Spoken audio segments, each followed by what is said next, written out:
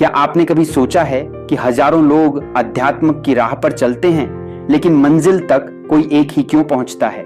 आज से 1000 साल पहले एक तिब्बती आश्रम में एक घटना घटी जिसने इस रहस्य को सुलझा दिया। एक नए आश्रम के लिए योग्य सन्यासी की जरूरत थी। प्रधान गुरु ने एक के बजाय 10 सन्यासी भेजे। आश्रम के लोग हैरान थे कि एक की जगह 10 क्यों? 3 सप्ताह की कठिन पहाड़ी यात्रा के बाद खबर आई कि केवल एक सन्यासी पहुंचा है। गुरु ने मुस्कुराकर कहा, 10 चलते हैं तब एक पहुंचता है। सच्चाई यह है कि मार्ग बहुत कठिन है और प्रलोभन बहुत प्रबल हैं।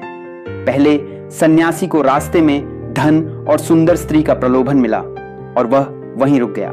दूसरे को राजमहल में शाही सम्मान और पद मिला, वह वहां ठहर गया। अंत में केवल वही पहुंचा जिसकी निष्ठा अडिग थी। यह वीडियो आपके जीवन की यात्रा के बारे में है।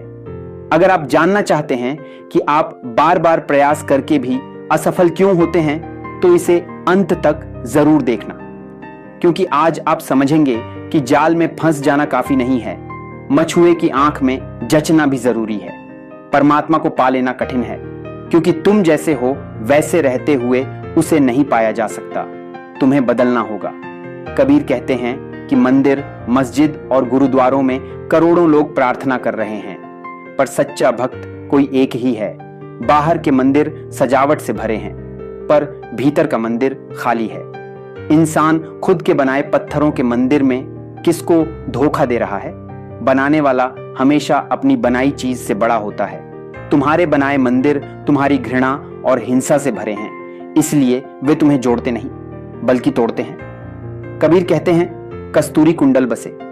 जैसे कस्तूरी मृग अपनी ही नाभि से आने वाली सुगंध को बाहर जंगलों में खोजता है और अंत में लहूलुहान हो जाता है, वैसे ही तुम आनंद को बाहर खोज रहे हो, कभी धन में, कभी स्त्री में, कभी पद में। लेकिन आनंद तुम्हारा स्वभाव है, वह तुम्हारे भीतर ही छिपा है।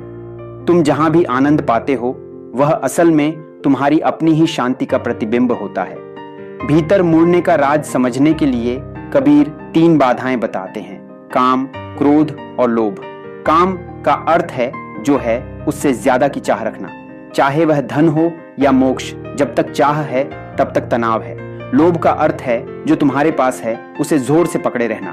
कामी भविष्य में जीता है और लोभी अतीत में। इन दोनों के बीच वर्तमान का वह क्षण खो जाता है जहां परमात्मा का द्वार है।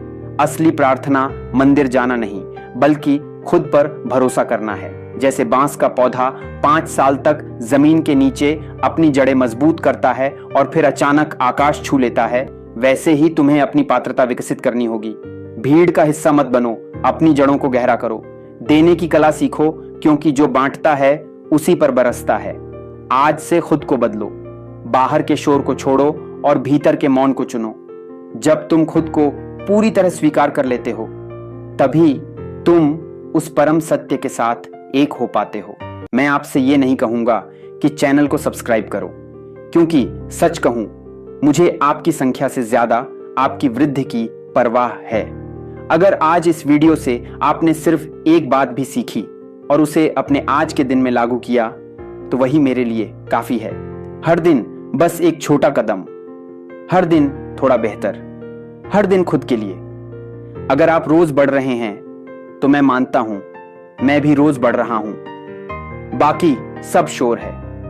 असल काम आपका विकास है।